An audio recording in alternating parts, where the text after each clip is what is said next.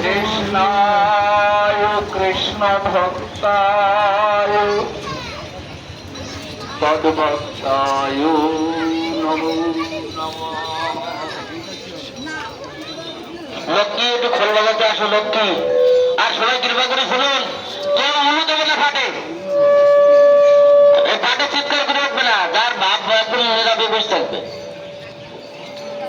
মাঝে মাঝে কুলু কুলু করে ওঠে। আজকে আমরা প্রভাতে বেলপুকুর থেকে রওনা হয়ে আমরা এই শিমুলিয়া নামক স্থানে আমরা এসে উপস্থিত হয়েছি। আমাদের অগ্রভাগে ছিল ঈশান ঠাকুর, শ্রীনিবাসাচার্য প্রভু, নরোত্তম ঠাকুর মহাশয় এবং রামচন্দ্র কবিরাজকে অগ্রবর্তী করে পায়ের কাছ থেকে সরেন, শ্রী গুরুবর্গকে হৃদয়ে ধরে একটু পায়ের কাছ থেকে সরে বসেন, হরিনাম করতে করতে একটু। এই যে স্থানে আমরা এসেছি এটা সীমান্ত দ্বীপ। এই সীমান্ত দ্বীপের আখ্যান আমরা এখানে কিঞ্চিত আস্বাদনে প্রবৃত্ত হলাম।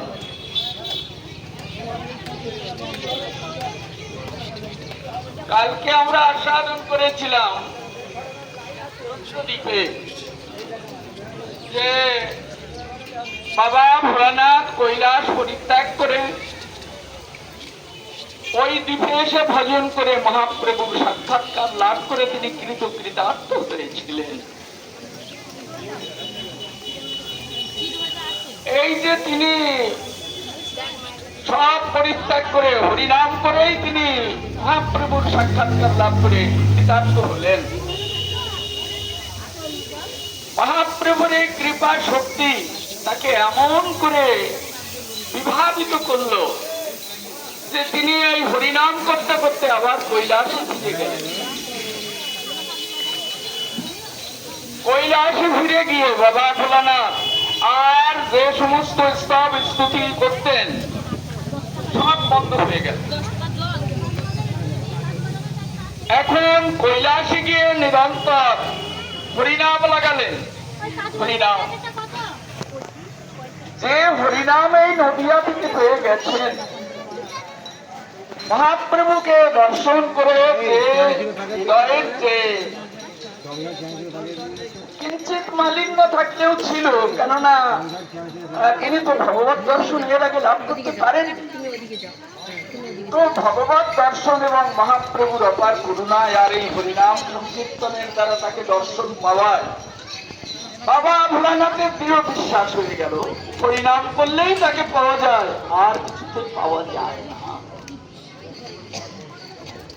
তাই বাবা ভোলানাথ কৈলাসে গিয়ে এইবার তার পার্শ্বদেরকে বললেন হরিনামের বাজনা বাজা হইবে, হরিনাম হবে।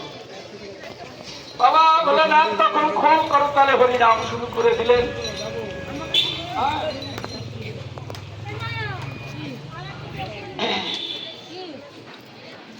একদিন কৈলাস পর্বতে মহামহেশ্বর ভক্ত নামামৃত পানে অধৈর্য অন্তর, এই মহাপ্রভুর যারা পার্ষদ তারা যে কত ভাগ্যবান, এটা বাবা ভোলানাথ তখন তাদের নাম চিন্তা করতে লাগলেন। যারা মহাপ্রভুর পার্ষদ রয়েছে তারা কত ভাগ্যবান। তো মহাপ্রভুর যারা পার্ষদ তাদের নাম উচ্চারণ করে চিন্তা করতে লাগলেন, আমিও যদি মহাপ্রভুর পার্ষদ হতে পারতাম।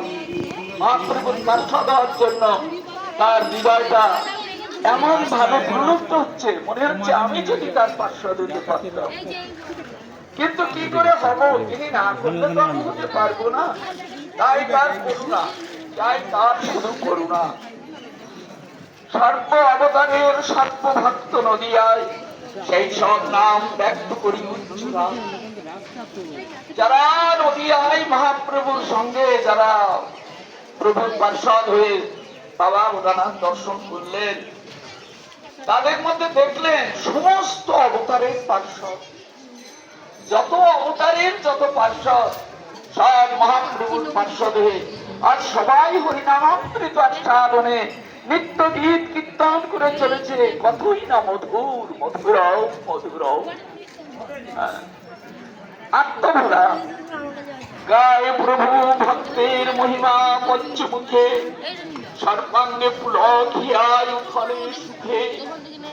মানে এই হরিনাম করছে আর ভক্তের মহিমা গুণ কীর্তন করছে, তাতে হৃদয়ের মধ্যে যেন উত্তল তরঙ্গের সঞ্চার হচ্ছে। পদভরে কম্পয়ে কৈলাস গিরিপথ।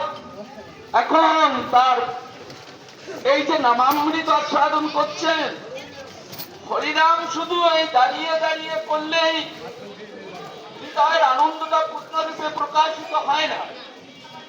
বাবা ভোলানাথ যে কীর্তন করছেন আর পার্শ্বদ বৃন্দকে ফল করতাল বাজাচ্ছেন, তো হৃদয়ের মধ্যে একটা পুলকে হৃদয়টা একবারে পরিপূর্ণ হয়ে বাবা ভোলানাথ কৈলাস পর্বতে পায়ের কাছে থেকে সরে বসেন, শুনতে পারেন না নাকি?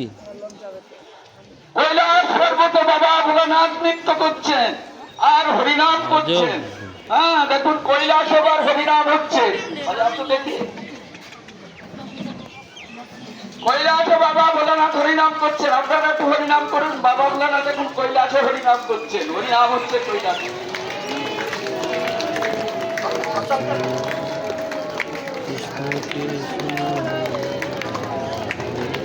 তাহলে আমরা একটু হরিনাম করি না?